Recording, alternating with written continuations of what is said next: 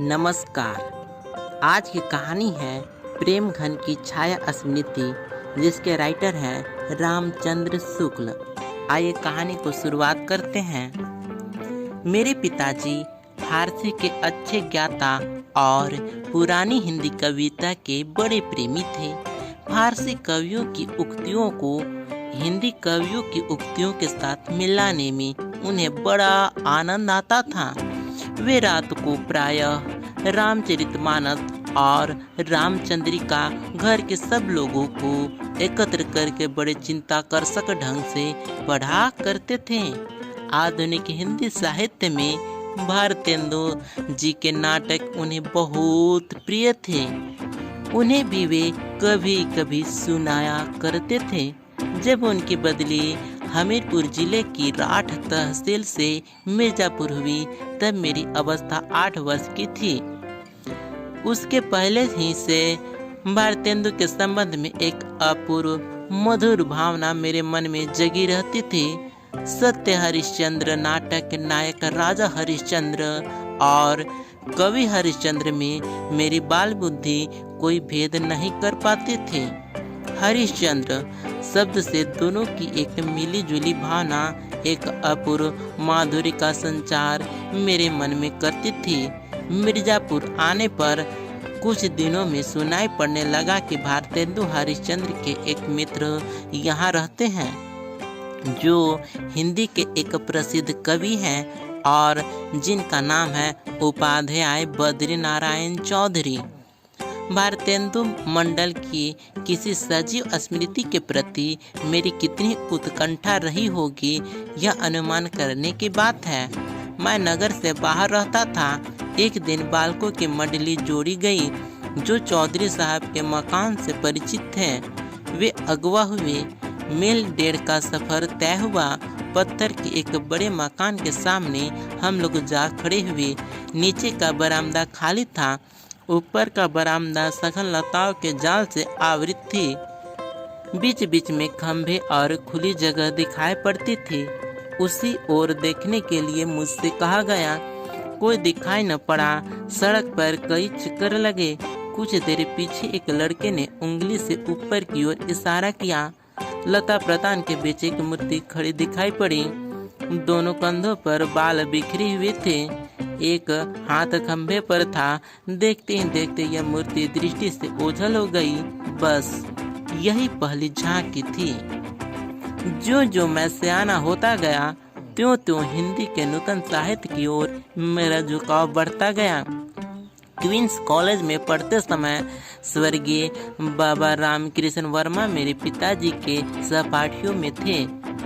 भारत जीवन प्रेस की पुस्तकें प्रायः मेरे यहाँ आया करती थी, पर अब पिताजी उन पुस्तकों को छिपा कर रखने लगे। उन्हें डर हुआ कि कहीं मेरा चित्त स्कूल की पढ़ाई से हट न जाए, मैं बिगड़ न जाऊं। उन्हीं दिनों पंडित केदारनाथ जी पाठक ने एक हिंदी पुस्तकालय खोला था। मैं वहाँ से पुस्तकें ला कर पढ़ा करता। एक बार एक आदमी साथ करके मेरे पिताजी ने मुझे एक बारात में काशी भेजा। मैं उसी के साथ घूमता फिरता चौखंभा की ओर जा निकला। वहीं पर एक घर में से पंडित केदारनाथ जी पाठक निकलते दिखाई पड़े।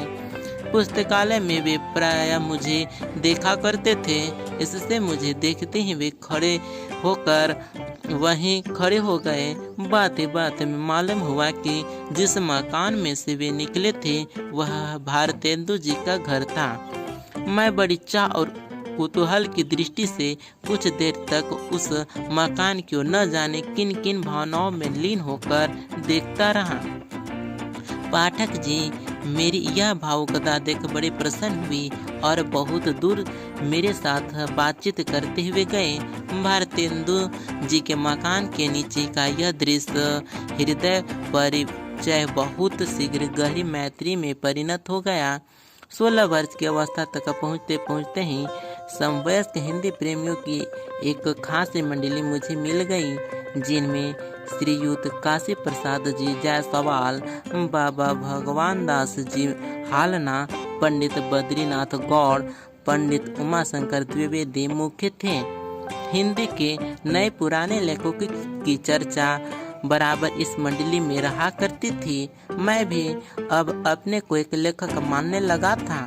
हम लोगों की बातचीत प्रायः लिखने पढ़ने की हिंदी में हुआ करती, जिसमें निसंदेह इत्यादि शब्द आया करते थे। जिस स्थान पर मैं रहता था वहां अधिकतर वकील, मुख्तारों तथा कचहरी के अफसरों और अमलों की बस्ती थी। ऐसे लोगों के उर्दू कानों में हम लोगों की बोली कुछ अनोखी लगती थी। इसी से उन्होंने हम लोगों का नाम निसंदेह लोग रख छोड़ा था। मेरे मोहल्ले में कोई मुसलमान सब जज आ गए थे।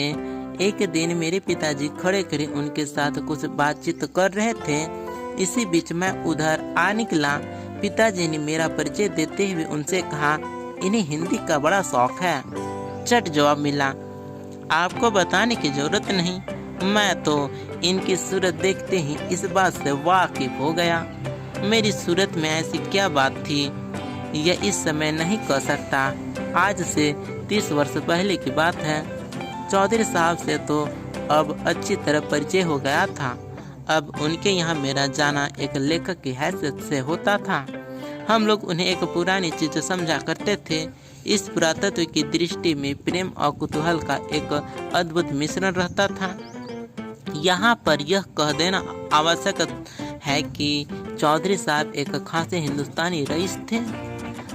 वसंत पंचमी, होली इत्यादि अवसरों पर उनके यहाँ खूब नाच गान और उत्सव हुआ करते थे। उनकी हर एक अदा से रियासत और तबीयतदारी टपकती थी। कंधों तक बाल लटक रहे हैं, आप इधर से उधर टहल रहे हैं। एक छोटा सा लड़का पान की तस्तरी लिए पीछे पीछे लगा हुआ है। बात की काट छाट का क्या कहना है। जो बातें उनके मुंह से निकलती थी उनमें एक विलक्षण वक्रता रहती थी। उनकी बातचीत का ढंग उनके लेखों के ढंग से एकदम निराला होता था। नौकरों तक के साथ उनका संवाद सुनने लायक होता था। अगर किसी नौकर के हाथ से कभी कोई गिलास वगैरह गिरा तो उनके मुंह से यही निकला कि कारे बचाता नहीं। उनके प्रश्नों के पहले क्यों साहब अक्सर लगा रहता था। वे लोगों को प्रायः बनाया करते थे। इससे उनसे मिलने वाले लोग भी उन्हें बनाने की फिक्र में रहा करते थे।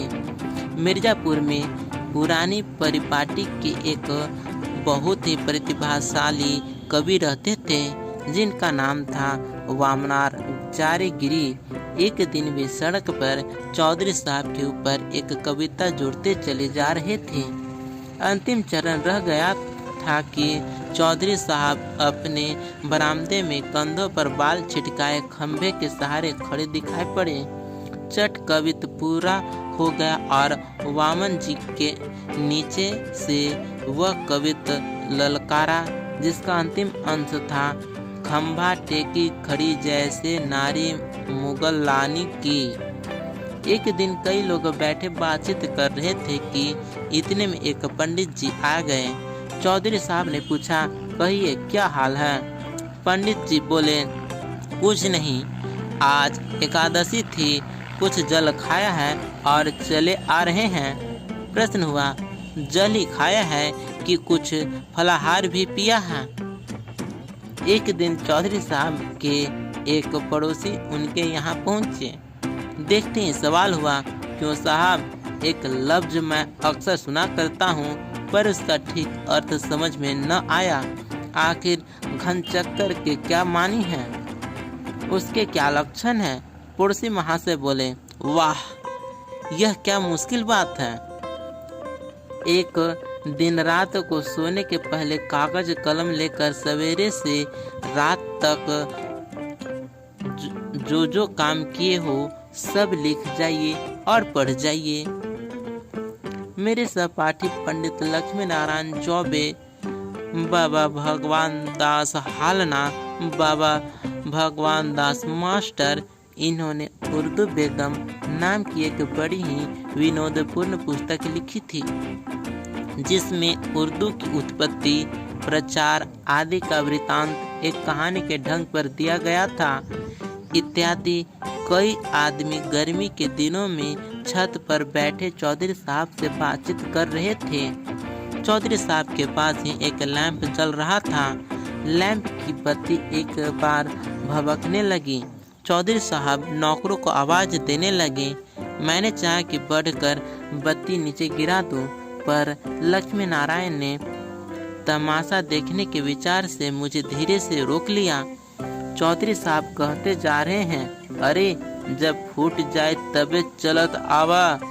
अंत में चिमनी ग्लोब के सहित चकनाचूर हो गई, पर चौधरी साहब का हाथ लैंप की तरफ न बढ़ा।